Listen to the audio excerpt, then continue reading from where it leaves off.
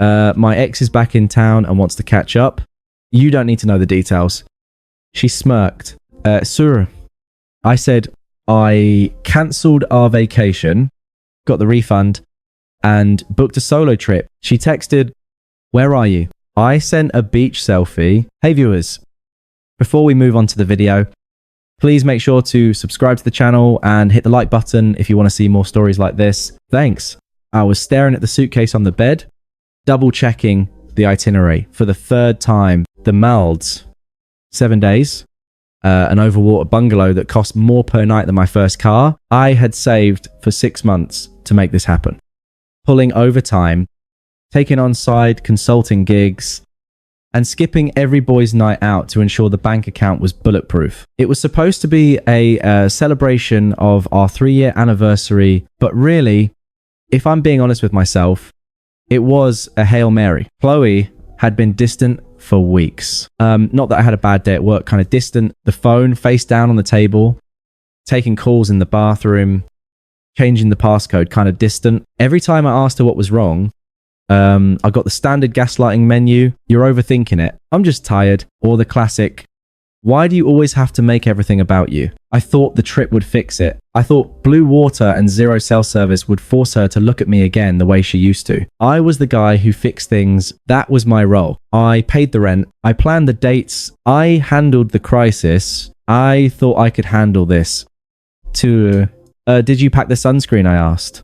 Folding a crisp linen shirt. Chloe didn't answer immediately. She was sitting at her vanity, aggressively texting someone. Her thumbs were moving so fast, they were a blur. She smiled at the screen. A genuine flush smile. I hadn't seen directed at me in months. Chloe. She jumped, flipping her phone over instantly. God. Mark, you startled me. What sunscreen? I said, keeping my voice even. Did you pack it? We leave for the airport in 36 hours. She rolled her eyes, picking up a makeup brush. Yes. Mark, I packed the sunscreen. You don't have to micromanage me. I'm capable of packing a bag. I know you are. I'm just excited. Yeah. Well, contain it. She muttered, turning back to the mirror. It's just a vacation. You're acting like we're going to the moon. Just a vacation. It was a $12 000 trip entirely on my dime. She hadn't contributed a cent, which was fine. I earned significantly more than her, but the lack of enthusiasm stung. It felt like I was dragging a teenager to a family reunion, not taking my girlfriend to paradise. I walked over and put a hand on her shoulder. I wanted to connect. I wanted to feel some warmth. She stiffened. She didn't pull away, but she went rigid, like a statue, waiting for a pigeon to fly off. I'm almost done packing. I said softly, maybe we can order Thai food. Watch a movie. She checked her watch. It was 7:30 p.m. on a Tuesday. I can't. She said, standing up abruptly. I have to go out. My stomach dropped. Go out. Where? We have a flight Thursday morning. Just drinks with the girls. She said, grabbing her purse. She sprayed perfume. The expensive stuff I bought her for Christmas. She checked her reflection. She looked stunning. She looked like she was dressed for a date, not drinks, with her friend Jessica, who usually wore sweatpants to the bar. Which girls? I asked. She spun around, her eyes narrowing. Why do you need a guest list? Do you want to track my location? God. Mark, stop being so suffocating. This is exactly why I need a break. I'm not being suffocating. Chloe? I'm just asking. I'll be back later. She cut me off. Don't wait up. She walked out of the bedroom, down the hall, and out the front door. I heard the lock click. I stood there in the silence of the apartment. I paid for looking at the open suitcase filled with clothes for a woman who couldn't stand to be in the same room as me. That was the moment the denial started to crack. But it didn't shatter. Not yet. I was still the provider. I was still the guy who thought if I just loved her harder, paid for more things, and was more patient, she would come back. I was an idiot. She came home at 2:00 a.m. I was awake, lying in the dark, listening to her stumble in. She smelled like expensive cologne and gin. She didn't come to bed. She slept on the couch. The next morning, Wednesday, the day before our flight, the tension in the apartment was thick enough to choke on. I made coffee. She ignored it. I asked if she was hungover. She told me to shut up. We went to work. I spent the day distracted, staring at spreadsheets, but seeing red flags. I texted her around noon. Hey, just checking in. Still on for dinner tonight to finalize packing. She replied 4 hours later. We need to talk when I get home. Those 4 words are the grim reaper of relationships. I left work early. I sat on the couch, my heart hammering against my ribs, waiting for the execution. She walked in at 6:00 p.m. She didn't look sad.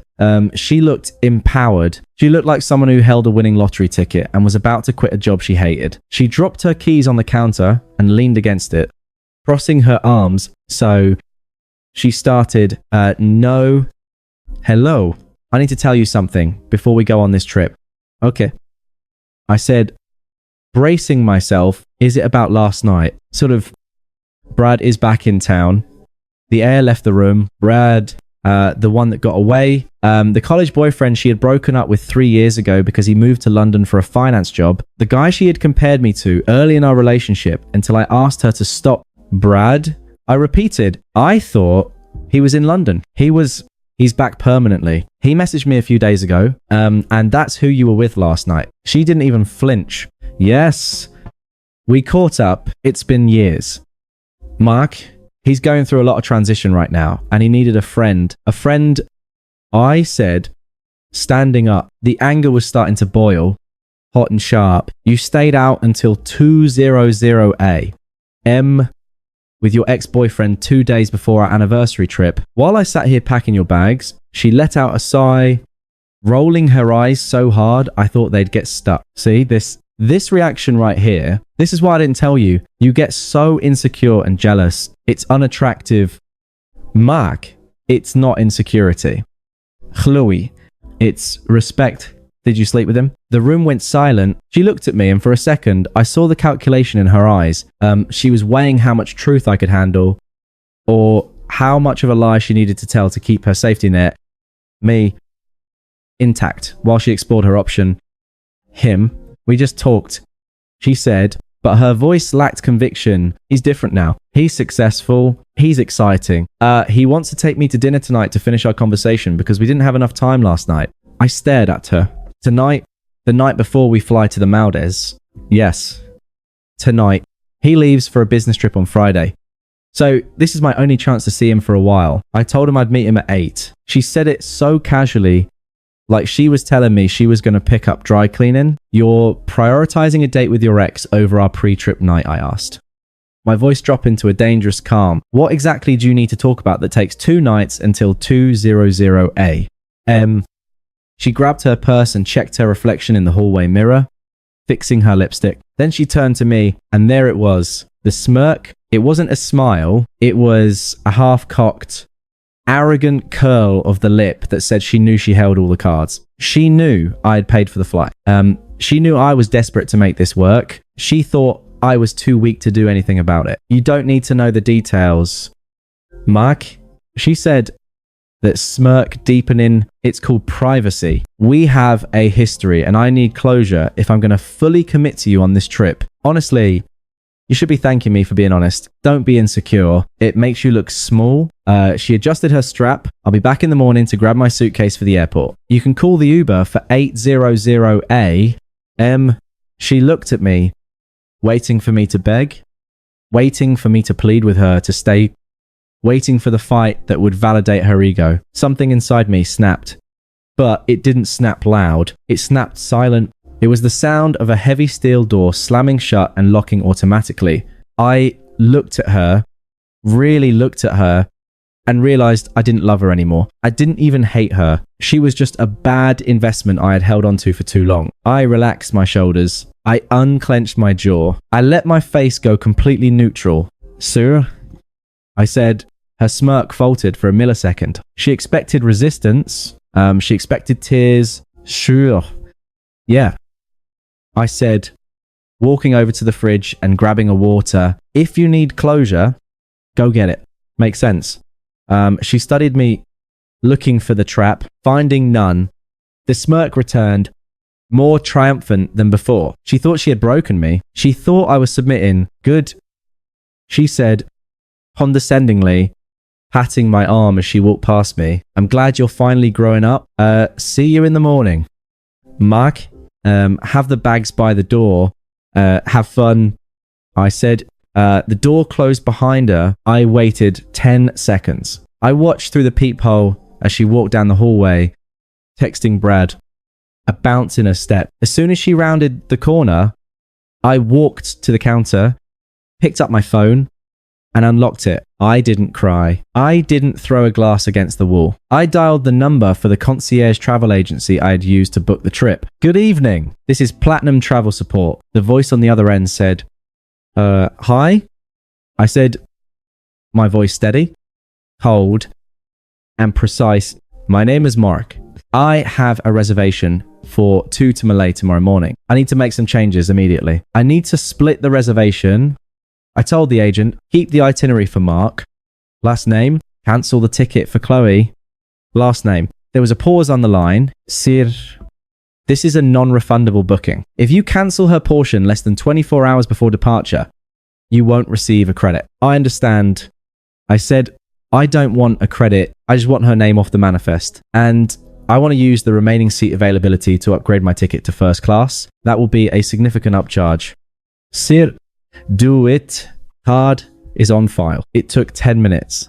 In this minute, I undid 3 years of planning. When the confirmation email pinged, a strange sensation washed over me. I expected grief. Instead, I felt lighter. It was the feeling of dropping a heavy rucksack after a 20-mile hike. I didn't stop there. I walked into the bedroom. The suitcase, the one she had mocked me for packing, was still open on the bed. I took out everything that could be considered shared. The extra chargers, the fancy camera she liked to use for her Instagram, the first aid kit. I repacked only my essentials. Then I went to the closet. I grabbed my duffel bag. I packed my laptop, my passport, my birth certificate, my watches, and the cash stash I kept in the sock drawer. I wasn't just leaving for a vacation. I was evacuating. I looked around the apartment. It was filled with things I had bought. The 65 inches OLED TV,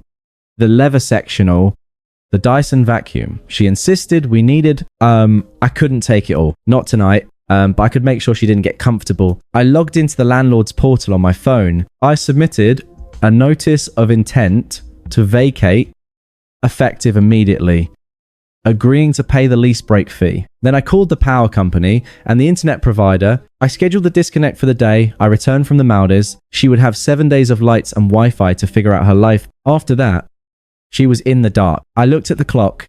There were bit nice beer.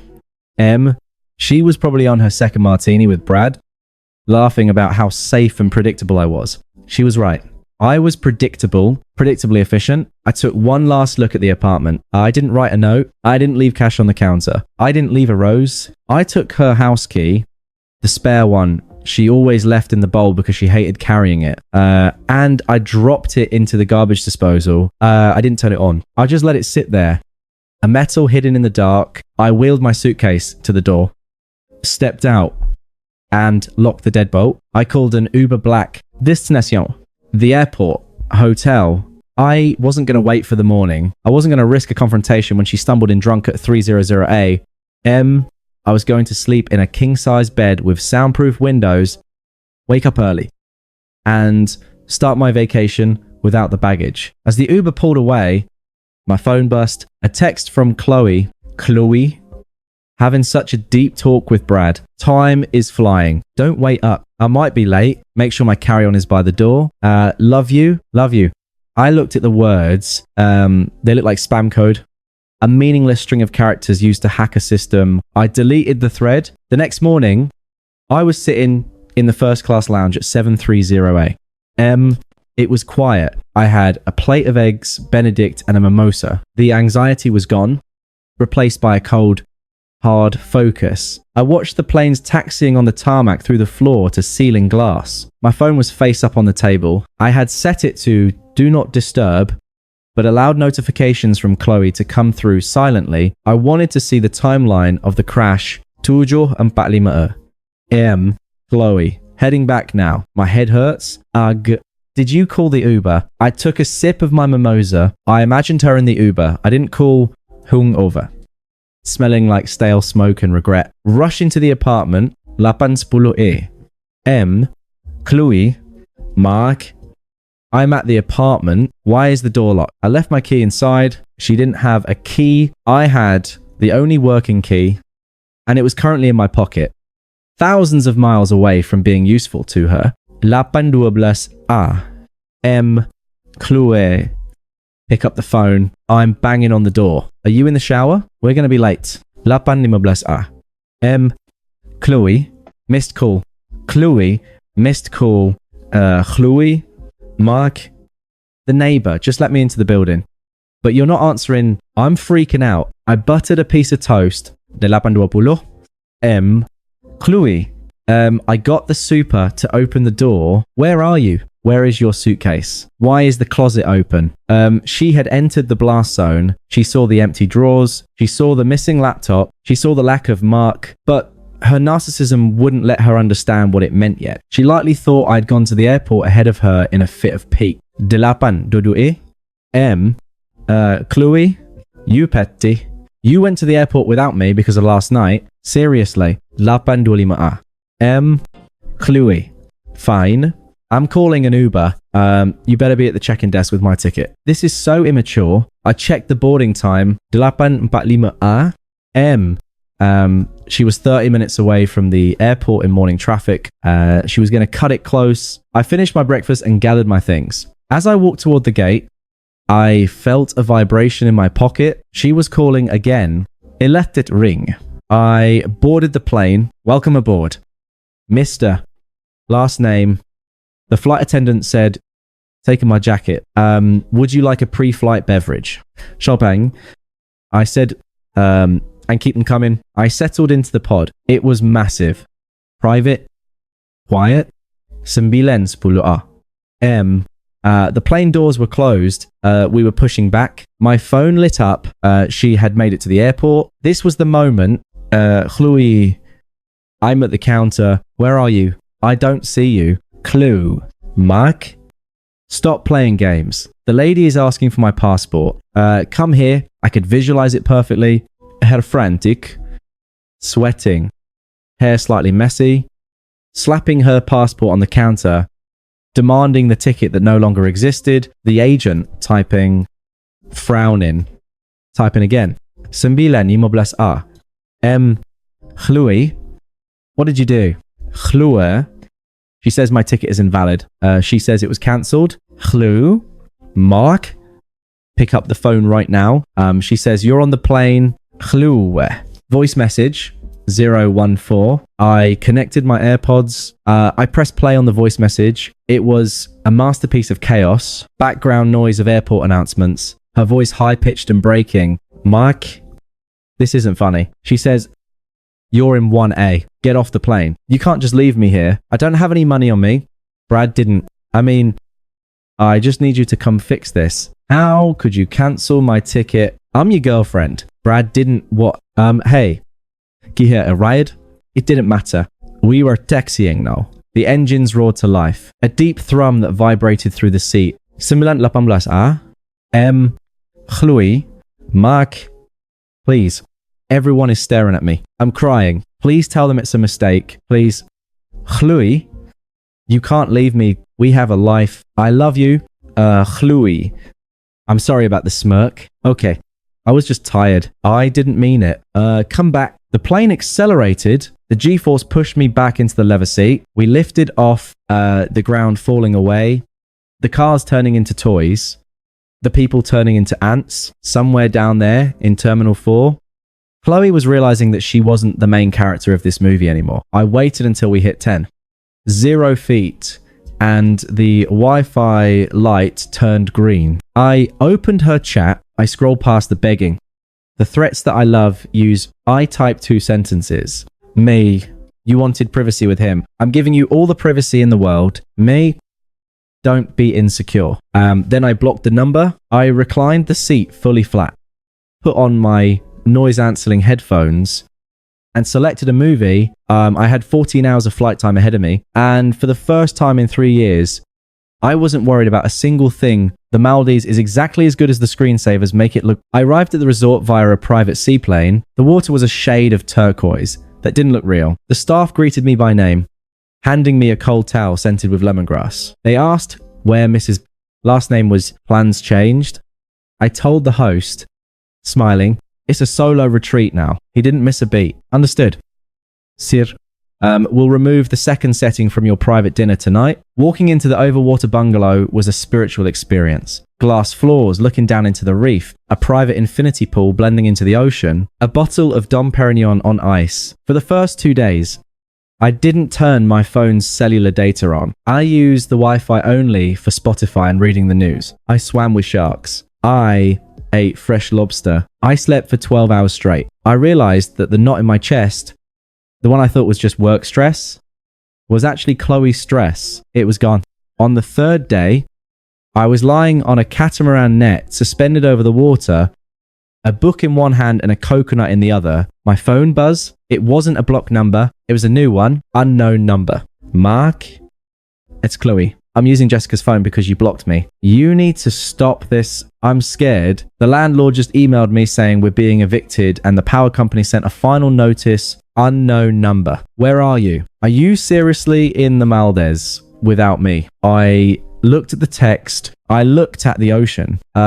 She was still in the chaos. She was dealing with the reality of a life unsubscribed. She wanted to drag me back into the mud with her, to make me explain, to make me argue, to make me care. I didn't type a response. Words were too cheap for this moment. I opened the camera app. I framed the shot perfectly. My feet tanned and resting on the edge of the net. The sweating bottle of champagne. The endless, blindingly blue Indian Ocean in the background. I sent the photo. Then I typed one word, me details. I watched the read receipt appear instantly. Then came the typing bubbles, the frantic, erratic dots of someone having a meltdown. Unknown number.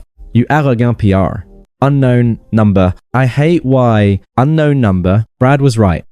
Abu. I didn't finish reading them. I blocked Jessica's number. 2.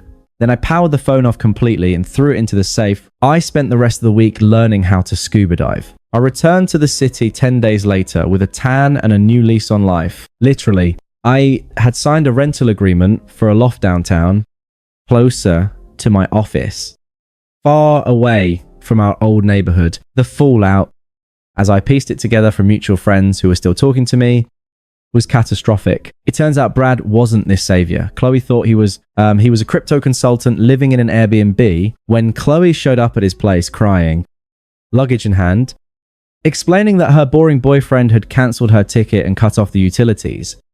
Brad didn't offer her a key. He offered her a ride to her parents' house. He wanted a fun fling with a taken woman, not a homeless girlfriend with baggage. He ghosted her 2 days later. As for the smirk, it was wiped off her face permanently. About a month after I got back, I ran into Jessica, the friend whose phone Chloe had used to text me. I was at a coffee shop wearing a suit. Heading to a meeting, Jessica looked awkward. She tried to duck out, but I caught her eye. Hey, Jessica. I said, cheerful. Mark? She said, shifting her weight. You look good. I feel good. How's Chloe? Jessica Sahil. And the dam broke. Honestly, it's a mess. She's staying on my couch. She had to sell her designer bags to pay off her credit card debt. She keeps talking about how you ruined her. But honestly, Mark, even the girls are tired of hearing it. She bragged about meeting Brad. We all told her she was being an idiot. She made a choice. I said, checking my watch. She misses you. You know. Jessica said, her voice dropping. She knows she messed up. She said, if you just talk to her, maybe. I held up a hand. Jessica, stop. She just wants closure. She got closure. I said it was in the cancellation email. I walked out of the coffee shop and didn't look back. 6 months later, I was promoted to partner at my firm. I started dating Elena, a woman who packs her own bags, pays her own bills, and doesn't have catch-up. Dinners with ex-boyfriends. We were planning a trip to Tokyo. Are you sure you want to go? Elena, asked me one night while we were booking flights. I know you just did a big trip a while ago. I smiled. I thought about the Maldives. I thought about the silence of the bungalow. I thought about the text message that ended a 3-year mistake. I'm sure I said, this time, I'm actually bringing someone who wants to be there. Chloe still tries to view my LinkedIn profile from a private browser every few weeks. I see the notifications. I don't block them. I like letting her see the details. The lesson, when someone tells you who they are with a smirk, believe them. And when they ask for privacy, give them the kind that lasts forever. Thanks for watching. Make sure to subscribe to the channel and hit the like button. What do you think about this story? Share it in the comments.